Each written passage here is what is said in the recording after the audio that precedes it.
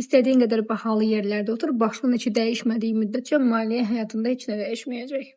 Gəlin başdan danışaq. Sənin dəyərin nədirsə, yaratdığın reallığın dəyəri də bu olacaq. Ona görə biraz investisiya mövzularına baxaq istəyirəm. Bəzi insanlar qızıl, dollar, ev almağa qaçırlar, çünki bu onlara saxta bir təhlükəsizlik güvənisi verir.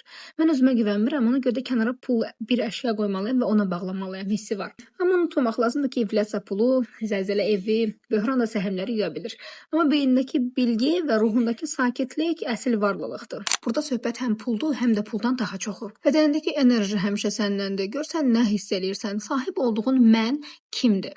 Bilirsən ki, sən dəyərlənməsən, heç nə dəyərlənməyəcək. Amma çox insan özünə investisiyanı səhv anlayır. Elə bilir ki, özünə investisiya bahalı məkana getmək, bahalı çanta götürmək, bahalı geyinmək və s. Amma bu dəyərli görünmək üçün ödənilmiş bir rüşvətdir. Həqiqi investisiya isə özünlə işləmək, terapiyaya getmək, sağlam qidalanmaq, hizalanmaq, özünə zaman ayırmaq və saatlıq qiymətinin, həyat keyfiyyətinin dəyərini artırmaqdır. Ən böyük dəyərlərdən biri də məhz bədənindir. Sən milyonlar qazana bilərsən, amma daxili gərginliyin varsa, məsuliyyətsizliyin varsa bədənin xəstə olacaq və bu qaçınılmazdır. Sağlamlıq bir yatırım deyil. Bu bütün yatırımların zəmanətidir. Ona görə də beynini, yəni şəxsi pul çap edən maşınını qorumağın lazımdır. O biliyi tətbiq eləmədiyin müddətcə onu zədələyirsən.